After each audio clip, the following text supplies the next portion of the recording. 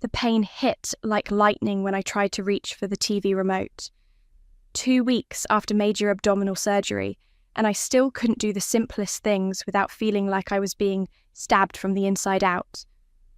I pressed my hand against the bandages beneath my sweater, breathing through gritted teeth until the spasm passed. That's when Raymond walked in, scrolling through his phone like he hadn't noticed me wincing. Mum just called. They're all coming here for Christmas dinner. My name is Victoria, and that moment was when I finally broke. Not loudly, not obviously, but something inside me just snapped. What do you mean, they're all coming here? I kept my voice steady, though my hands were shaking. Ray, I can barely stand up for more than 10 minutes. He glanced up briefly. Mom said she'll handle the decorations. You just need to do the cooking and hosting part. You know how she is about traditional Christmas dinner. I just had surgery, I repeated, louder this time. The doctor specifically said no lifting, no standing for long periods.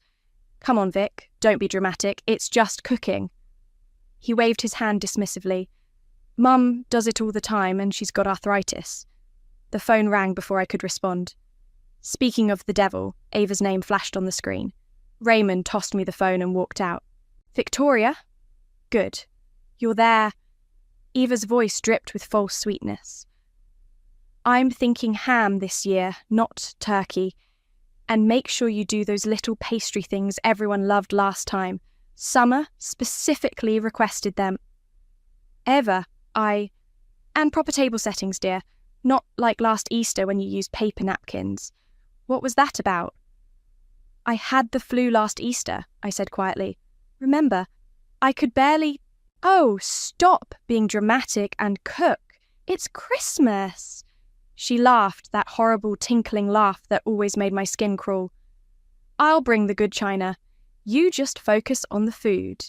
There will be 7 of us, plus Kylie. She's very particular about her food now, you know. No vegetables touching the meat. The call ended before I could protest further.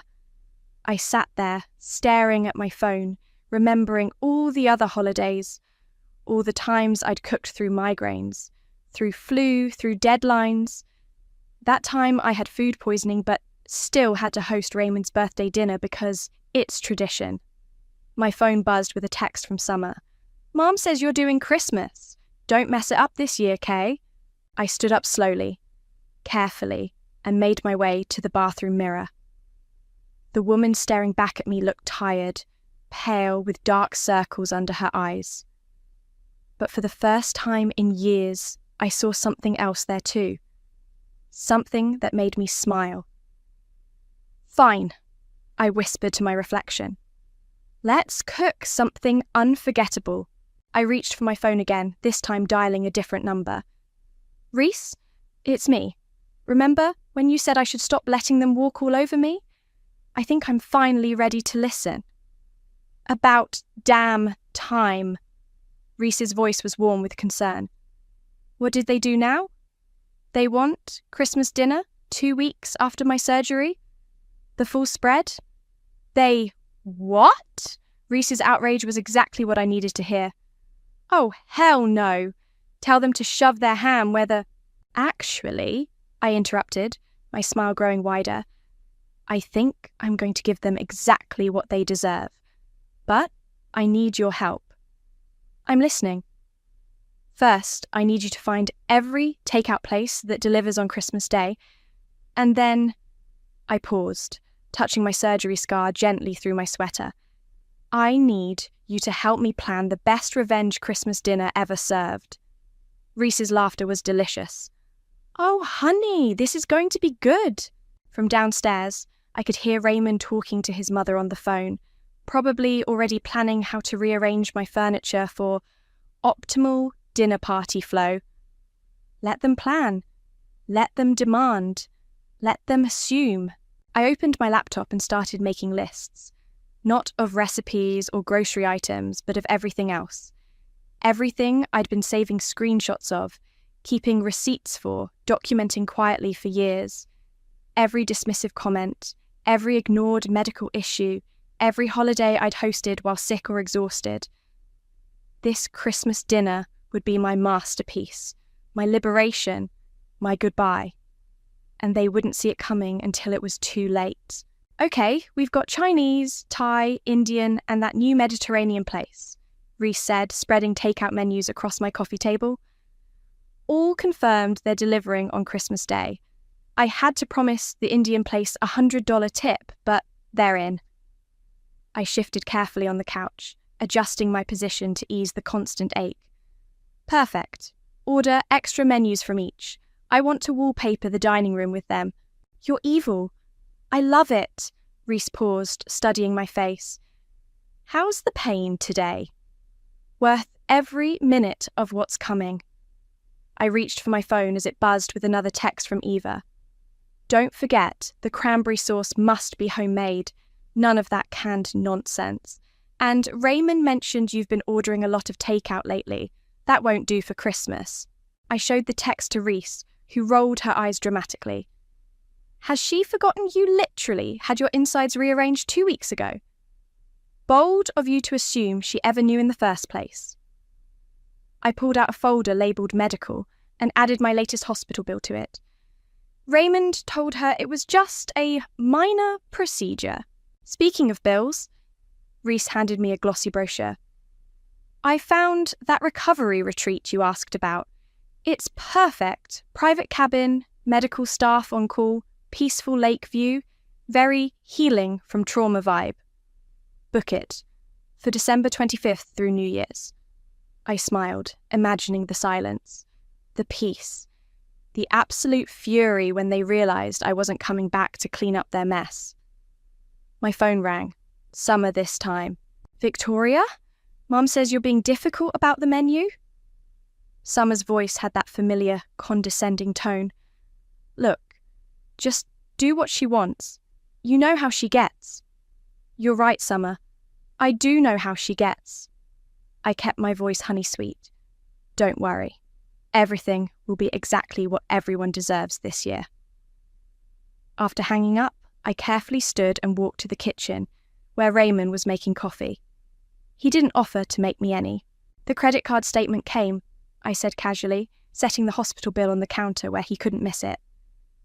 Could you double-check if your card is working? Mine keeps getting declined. Probably because you keep ordering takeout, he muttered, but picked up the bill. His eyes widened slightly at the total. Jesus, Vic, did you really need all these procedures? No, Ray, I got them for fun. I turned away, hiding my smile. First breadcrumb dropped. That afternoon, Reese helped me pack a small suitcase while I told her about last Thanksgiving. I had 102 fever, but Eva insisted we couldn't cancel, said she'd already bought the turkey. I cooked for 6 hours straight, then spent the night throwing up while they watched football. And Raymond? Told me to keep it down. The game was on. Reese zipped the suitcase with unnecessary force. I hope they choke on their takeout. They won't. I checked my email confirmation for the retreat. They'll be too busy choking on their own entitled expectations. The doorbell rang. Another delivery. Raymond called up from downstairs. Vic, dinner again? Seriously? Still recovering, honey, I called back sweetly. Doctor's orders. You managed breakfast this morning just fine, he grumbled. I shared a look with Reese. He hadn't noticed that breakfast had been from the cafe down the street, plated on our dishes. He hadn't noticed anything in 2 weeks, except that I was being less emotional about everything. The retreat is confirmed, Reese whispered, showing me her phone. Paid in full from your secret account. They have a Christmas dinner planned, by the way, with actual chefs who aren't recovering from major surgery. I touched my scar gently. 2 more weeks of this, then freedom. You sure you don't want to just tell them all to No, I cut her off, smiling. That's not how karma works. They need to feel it. Really feel it. The same way I felt every time they treated me like their personal servant. My phone buzzed again. Eva had sent a group text to the whole family. Victoria has graciously agreed to host Christmas. Summer's bringing the good china. I'll handle decorations. Victoria will do the rest as tradition demands. Don't be late. Dinner at 2 p.m. sharp. I showed Reese the text. She started laughing so hard she had to sit down. Oh my God, she wheezed. They really have no idea. Nope. I saved the text as more evidence. But they will. One perfectly catered takeout meal at a time.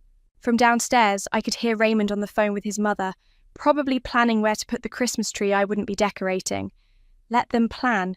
Let them assume. I had my own plans, and they were already in motion. Ava burst through my front door without knocking, arms full of garland. Victoria, why isn't the tree up yet? Christmas is in 3 days. I didn't move from my spot on the couch where I was carefully documenting every text and email on my laptop. Hello, Ava. I've put up a wreath and some candles. That's all I can manage right now. She dropped the decorations on my coffee table with a huff. Honestly, dear, this attitude of yours is getting tiresome. One little surgery and you're acting like you're made of glass. I pulled out my phone and hit record. Let's add this to the collection. Would you like to see the surgical site, Eva? I asked sweetly. The doctor says it's healing nicely despite being quite extensive.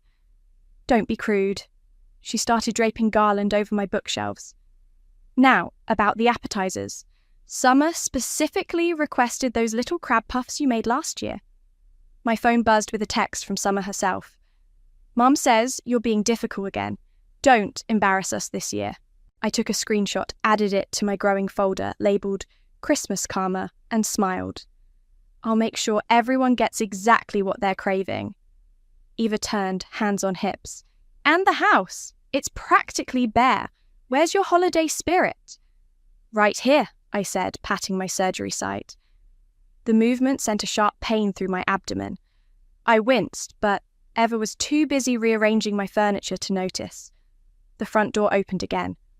Raymond walked in with Kylie, my teenage niece. Oh, Aunt Victoria? Kylie wrinkled her nose. Your house looks so boring. Mom says you're being lazy about Christmas this year. Hello to you too, Kylie.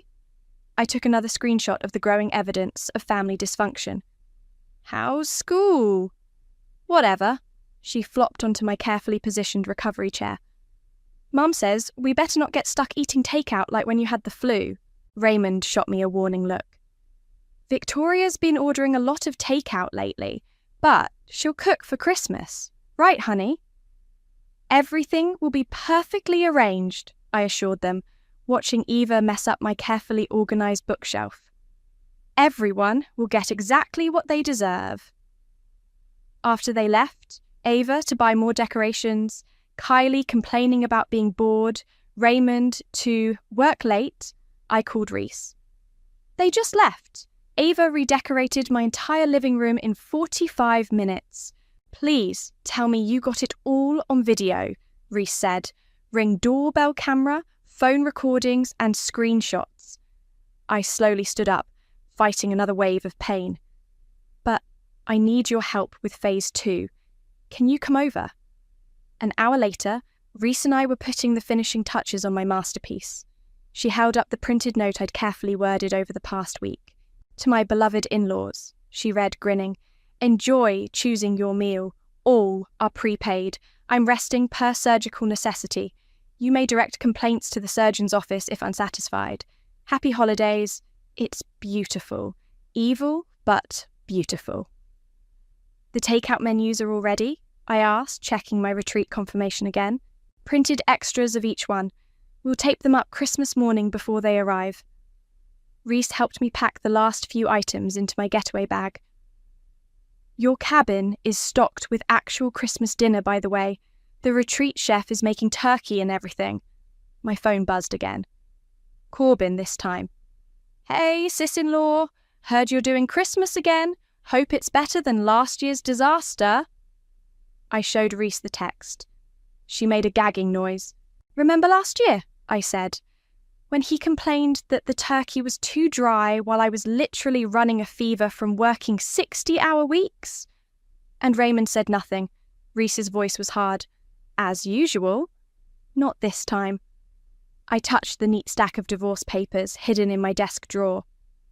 This time, everyone's getting their just desserts, via delivery. The front door opened again. Raymond was home early. I quickly shoved the getaway bag into the guest room closet, while Reese distracted him. "Hey, Ray!" she called out. "Just helping Victoria with some Christmas prep." "Great," he muttered, barely looking up from his phone. "Mum's worried you're not taking this seriously, Vic. She says the house looks empty." I shared a knowing look with Reese. "Don't worry, honey. Everything's been carefully planned. It's going to be a Christmas no one forgets." After Raymond went upstairs, Reese hugged me gently, mindful of my surgery site.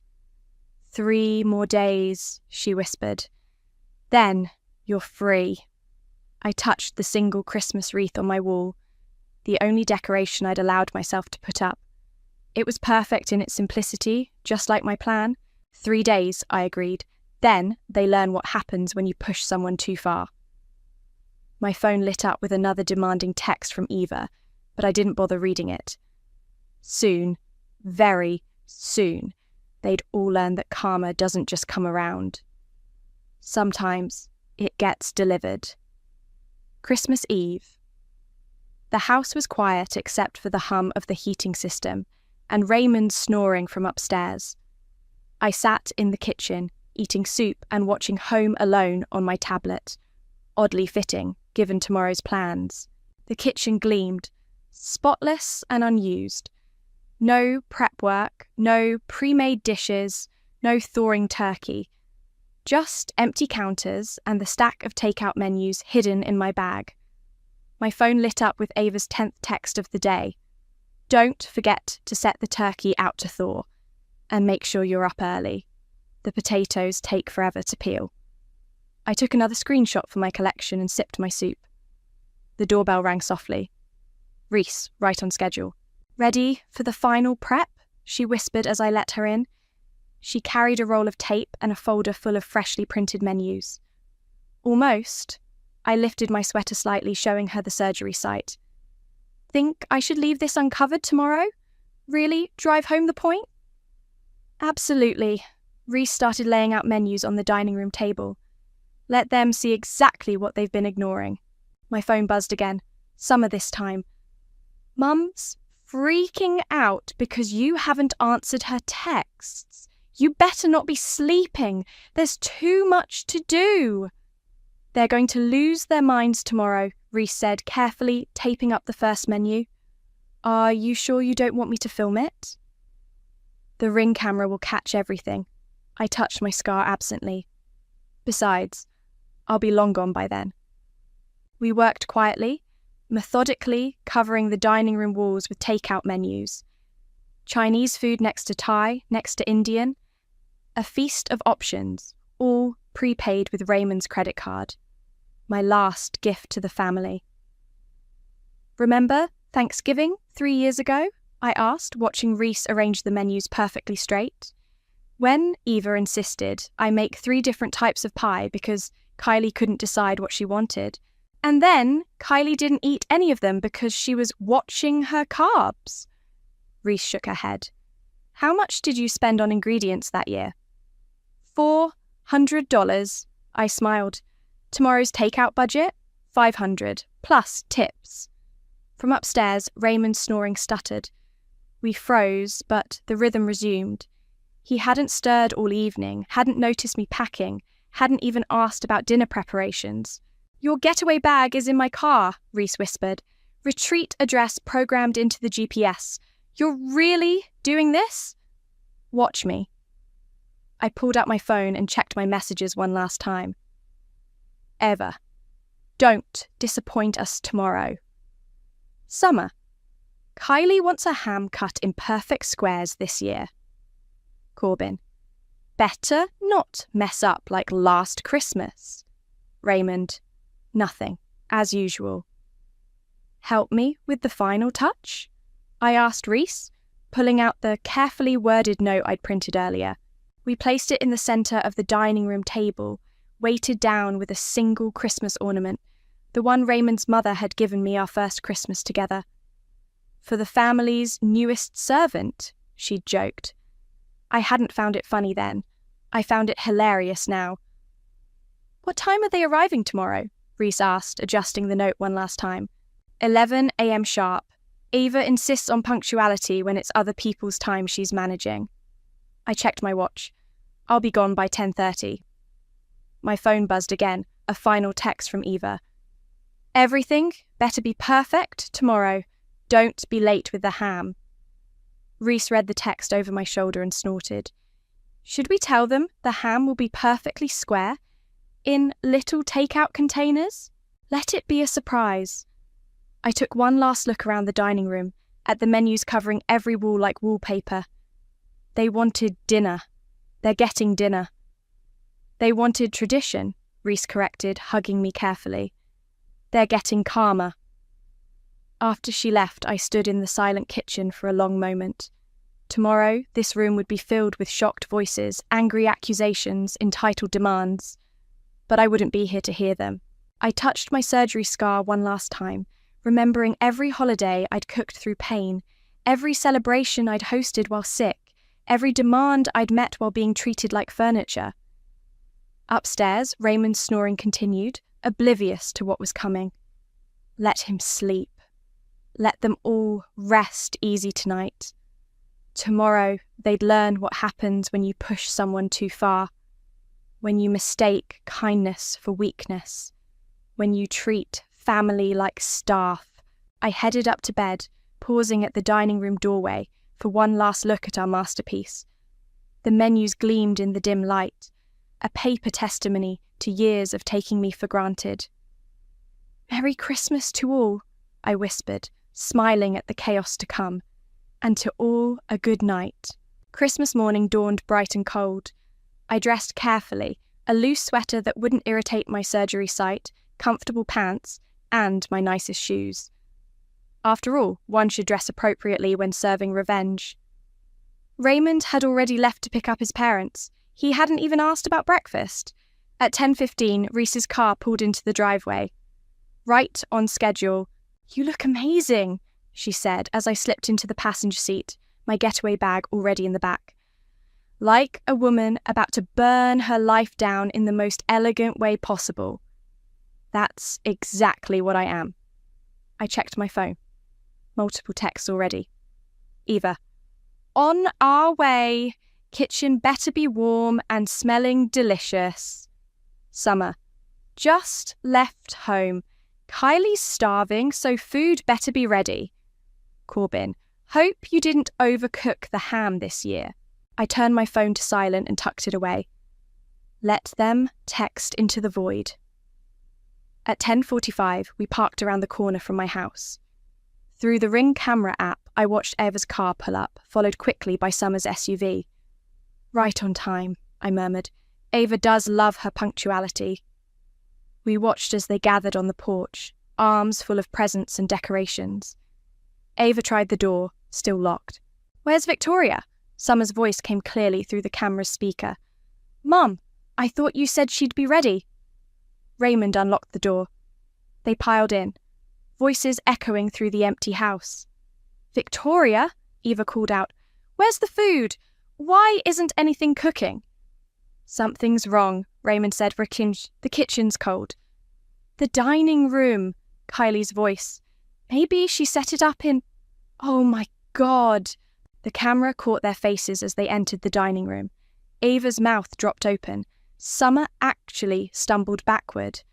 Raymond went pale. What is this? Eva sputtered, staring at the takeout menu-covered walls. Corbin picked up the note from the table. To my beloved in-laws, he read aloud. Enjoy choosing your meal. All are prepaid. I'm resting per surgical necessity. You may direct complaints to the surgeon's office if unsatisfied. Happy holidays. Is this a joke? Summer shrieked. Where is she? Raymond pulled out his phone, probably seeing my text for the first time today. I'm off to reclaim my peace. Forward any leftover egg rolls to the clinic. She can't do this. Eva was turning red. It's Christmas! We're family! Family? I whispered to Reese. Time to show them what family means. I pulled out my phone and sent the mass text I'd prepared. Since you're all wondering where I am, I'm taking care of myself for once. Check your emails. You'll find photos of my surgery site, medical bills, and recordings of every demanding call and text you've sent while I was recovering. Plus a few greatest hits from previous holidays. Dinners on Raymond's credit card. Enjoy. Through the camera, we watched them grab their phones as the notifications came through. Eva's face went from red to white. Summer sat down hard in a dining room chair. Raymond looked like he might be sick.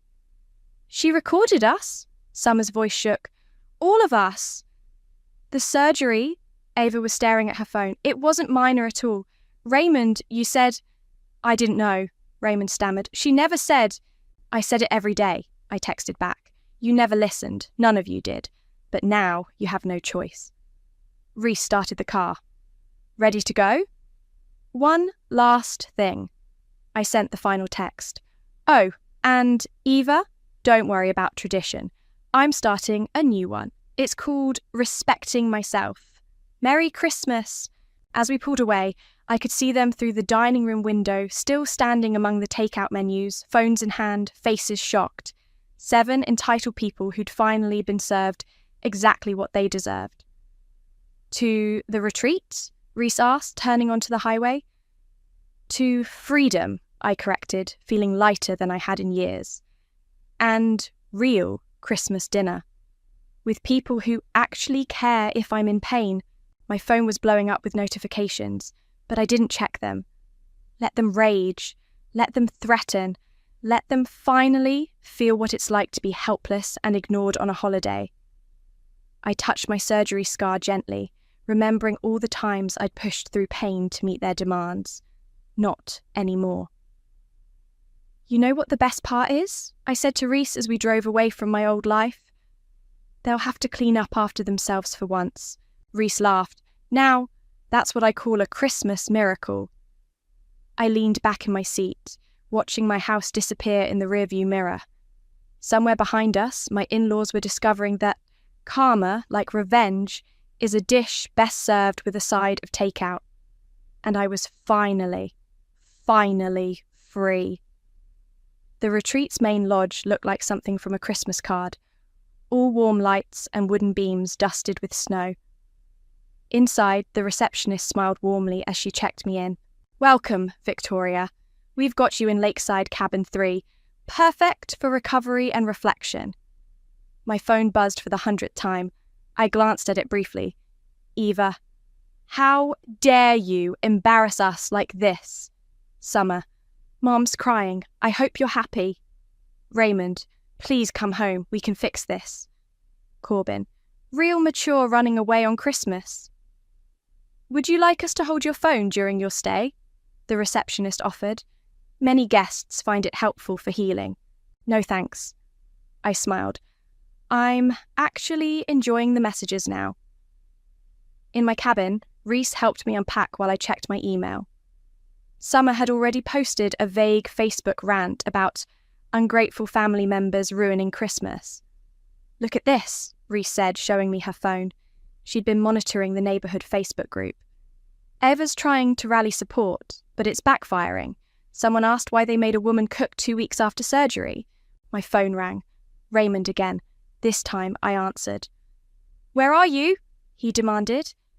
Somewhere peaceful, I replied calmly. How's the takeout? This isn't funny, Victoria. Mum's devastated. Summer's kids are crying. You ruined Christmas. No, Ray. You ruined it years ago. Every time you watched me cook while sick. Every time you ignored my pain. Every time you chose their comfort over my health. That's not... Check your email again, I interrupted. I just sent you the video from last Thanksgiving. The one where I'm clearly feverish while your mother demands more gravy. Silence. I've got to go, I said. My actual Christmas dinner is ready. One I don't have to cook. I hung up as Reese returned from the main lodge. You won't believe this. Summer's trying to get people to boycott all the restaurants that delivered today. Of course she is. I checked my messages again. Eva had sent a novel-length text about tradition and family values. Oh, and your doctor called, Reese added. Eva tried to file a complaint about your unnecessary medical restrictions. Dr. Brooks shut that down fast. My phone buzzed with a new message. From Kylie this time. Mum says you're having a mental breakdown. Are you? I showed Reese the text. Should I tell her I'm having a breakthrough instead? Tell her you're having dinner. Reese grinned. Speaking of which, we headed to the main lodge's dining room. The table was beautifully set, other guests already gathering. No one demanded anything. No one complained. Just quiet conversation and delicious food I hadn't had to prepare. My phone lit up with another call from Raymond. Still not answering? Reese asked. No need. I turned the phone face down. I've said everything I needed to say, with menus. After dinner, back in my cabin, I finally read through all the messages. Ava had progressed from anger to bargaining. If you come back now, we can forget this happened. Summer had moved on to threats. Mum's talking about lawyers. Hope you're ready for that. Raymond just kept sending variations of, please come home and we can work this out. I opened my laptop and typed a single response, sending it to all of them. I'm not coming back. Not to the house, not to the cooking, not to the demands. I'm healing from surgery and from years of being taken for granted. Don't contact my doctor again. Don't threaten legal action you can't follow through on. And don't expect me to ever cook for you again. The menus are yours to keep. Think they'll get it? Reese asked, reading over my shoulder. They'll have to. I closed the laptop. I've got an appointment with a divorce lawyer next week. My phone buzzed one last time. Eva again. You ungrateful girl, after everything we've done for you. I laughed. Actually, laughed and showed Reese the message. Everything they've done for me, I said. They've done exactly one thing.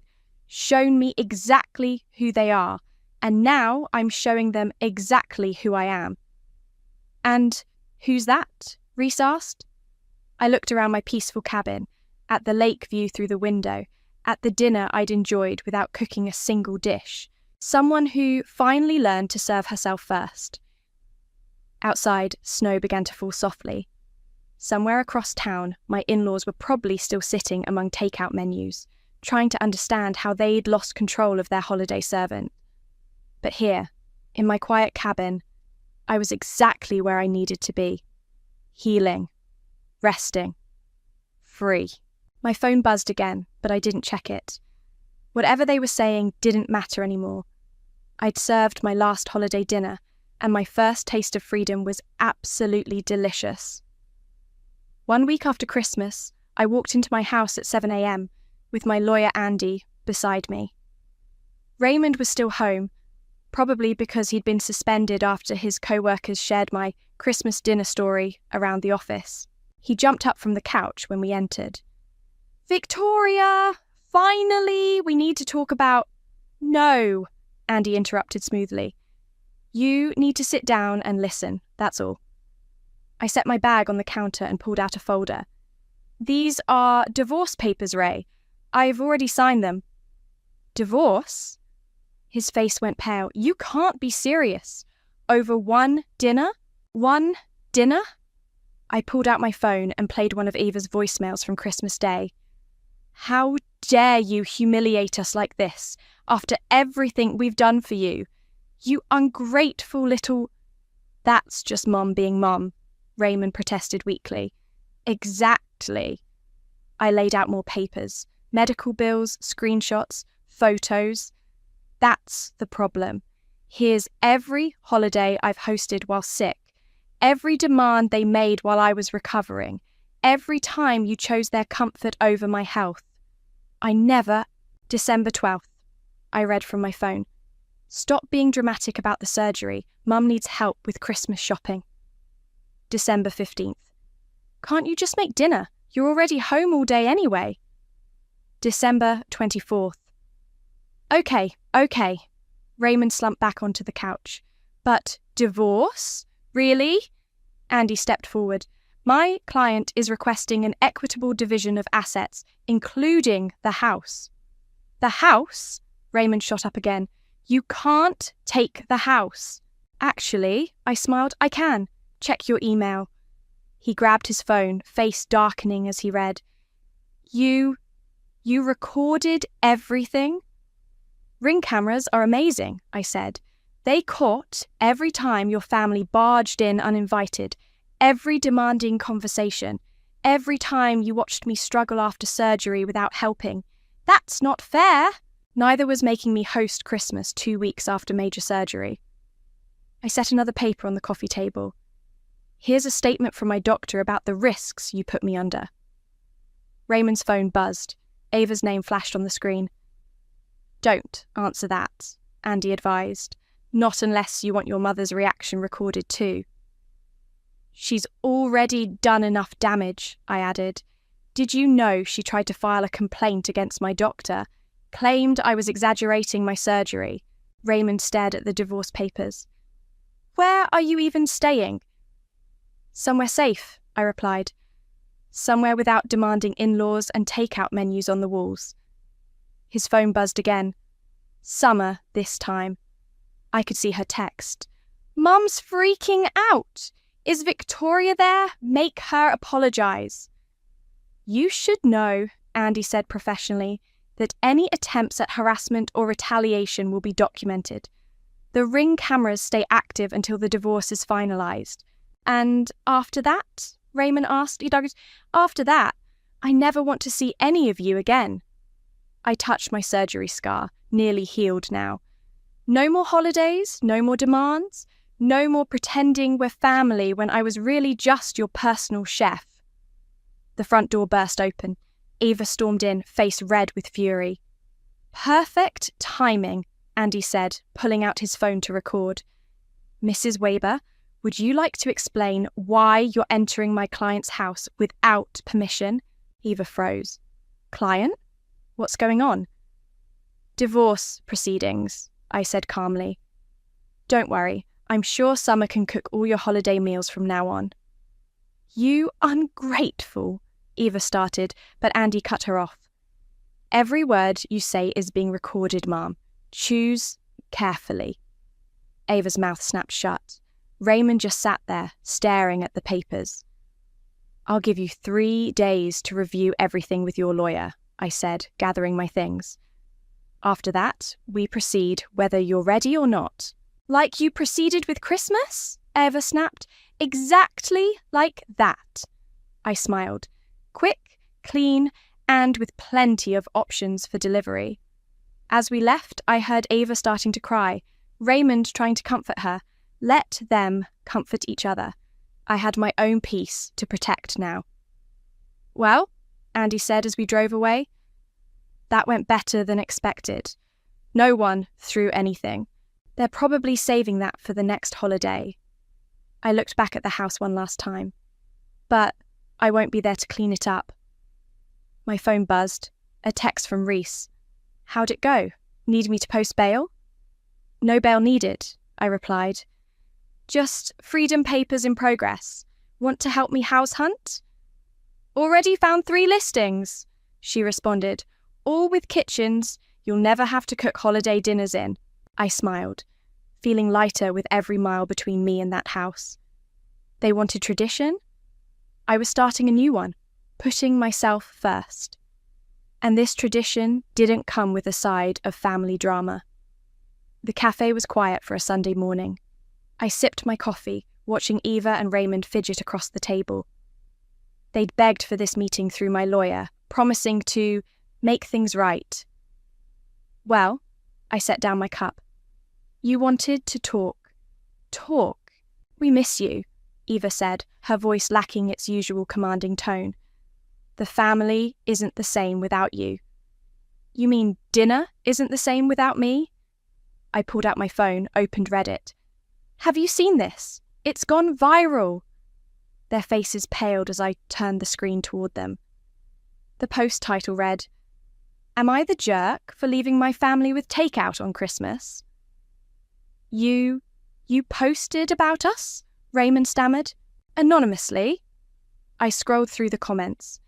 People are fascinated, especially the part about making someone cook 2 weeks after major surgery. Eva's hands trembled around her untouched coffee. That's private family business. Was it private when you tried to get my doctor in trouble? When Summer posted about me on Facebook? When Corbin shared those mocking texts with his golf buddies? The door chimed. Reese walked in, right on schedule, carrying a folder. Perfect timing, I said. Did you bring the papers? All here. Reese sat down beside me, spreading out documents. Hospital bills, screenshots, Ring camera transcripts, everything that wasn't included in the Reddit post. What do you want? Raymond asked quietly. Nothing. I leaned back, feeling the strength in my fully healed abdomen. The divorce is almost final. The house sold for above asking price. I'm not here for anything except to say goodbye properly. Goodbye? Ava's voice cracked. But what about holidays? I'm sure Summer can handle them. I smiled. Though I heard her Christmas dinner was a disaster. Something about burned ham and store-bought sides. Raymond shifted uncomfortably. Mum had to order pizza. Karma's interesting that way. I pulled out one final paper, a check. Here's your half of the house sale, Ray. Andy suggested meeting in public to hand it over. You're really doing this? Eva whispered. Throwing away family over one dinner? No. I met her eyes steadily. I'm valuing myself over years of being treated like staff. There's a difference. The Reddit post has 10,000 upvotes now, Reese commented, checking her phone. People really love the takeout menu wallpaper part. Eva stood abruptly. This is ridiculous. Raymond, tell her this is ridiculous. But Raymond just stared at the check, then at me. I'm sorry, he said finally. I should have helped more, protected you more. Yes, I agreed, you should have. It's not too late, Eva insisted. We can fix this. Summer's already apologized. Summer sent me a text saying, sorry, so sensitive, LOL, I corrected. That's not an apology. That's not even proper spelling. My phone buzzed. Another Reddit notification. More awards, more comments, more people sharing their own stories of family exploitation. You've inspired quite a movement, Reese said proudly. People are calling it the Christmas takeout revolution. Ava sank back into her chair, defeated. What will people think? They'll think exactly what happened, I said. That you pushed too hard, demanded too much, and finally faced the consequences. I stood up, gathering my things. The divorce will be final next week. Don't contact me after that. But, Eva started.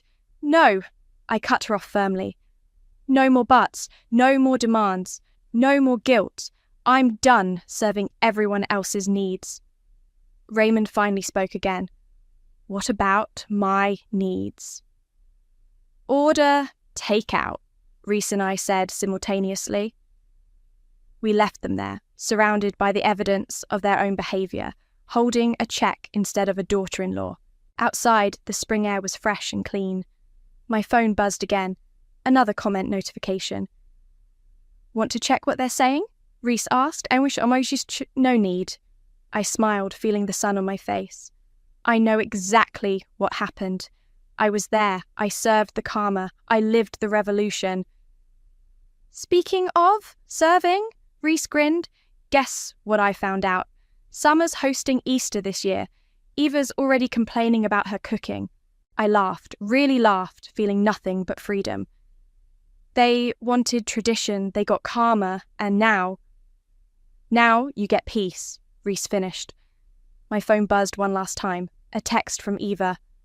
Please reconsider, family is forever. I typed back, you're right. That's why I chose myself as family first. Then I blocked her number, linked arms with Reese, and walked away from the cafe without looking back. Behind us, Raymond and Eva sat with their cold, coffee and hot consequences. And me? I had a life to live, one deliciously free of holiday obligations and family-sized servings of guilt. After all, the best revenge isn't just served cold. Sometimes it's not served at all.